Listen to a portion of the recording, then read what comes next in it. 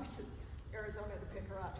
But she wanted to say a few things about her older brother, my dad. She says, I was blessed all my life with 4 older brothers. They were all great to the little caboose, loved and spoiled by everyone. Cecil was brother number 3, and I was 10 years behind him, so have no memory of when he went in the service. My next older brother, Doug, forged my dad's name to get Cecil into the Marines. The family never knew where he was sent or the atrocities that he witnessed. Things that no one, no matter what age, should see. We never knew anything about anything until his passing at age 89. Several other servicemen, none of which served with him, but he was comfortable enough to share his experiences with them. Cecil was a wonderful brother, sending gifts from all over the world wherever he traveled. He was also a rascal, lover of the written word and critters. When he came home after the war, he would take me in his Model T uptown for milkshakes. He claimed we drank up his $12 allotment from the Marines, and we always drug home an abandoned dog we came across. One day, while he was home on leave, there was a vacuum cleaner salesman working our neighborhood. Mom was going for groceries and told us not to let the salesman in. She did not need any vacuum. Well, of course, Cecil welcomed the salesman in, and they cleaned the whole house. Closets, drapes, turned mattresses. Cecil told him to return the next day, and his wife would surely buy a vacuum. The next day, Cecil was already on his way back to the Marines, and Mom had to tell the salesman that she made no decision. She was just the housekeeper. Another time on leave, I needed a 50-cent notebook for school. Mother didn't have the money right then, but Cecil had a group of guys over to play cards. He passed the hat around, and I ended up with $12. The next day, Cecil borrowed 11, long after the card sharks had gone home. Cecil was raising $2 when I brought home my oldest son.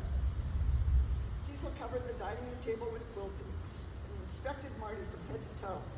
It was instant love for both of them, and they enjoyed each other the rest of his life. There are so many more great memories. He was not the best of husbands or fathers at times, but we did not know the demons he was dealing with. He was the best brother, and I'm sure he's busy rearranging heaven right now. My dad fought in Guadalcanal and in Iwo Jima. He was wounded on Iwo Jima, spent a year in the hospital, recovering, and in that year, he finished up 4 years of high school and went home and graduated with his class in uniform. He was also a lover of numbers, and he decided when I was in junior high school and struggling with algebra that he would teach himself trigonometry and calculus. So he bought the books, bought the slide rule, and if you older guys know what slide rules are, I never could figure one out. But he sat down and taught himself trigonometry and calculus. He wasn't real pleased with me because I couldn't even grasp algebra. And after a 3-hour session in algebra, he'd say, "You got it?" And I'd go, "No." And that just frustrated me because he loved numbers. He was also an artist. I have pictures hanging in my house that he painted. One is at a place in Washington called Nana Meadows. It's where the elk gather before the rut. I've got one of a sparrowhawk landing on a tree. My dad just loved art. He would cite poetry and prose. He was a voracious reader. I got my love of reading from Dad because he started me in book clubs when I was 5 or 6. And then he'd sit me in his lap and he'd read to me until I could start reading to him. My dad was an enigma. He had PTSD, but they didn't call it that back then.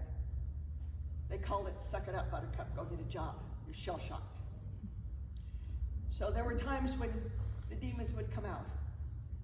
But for the most part, he was fun.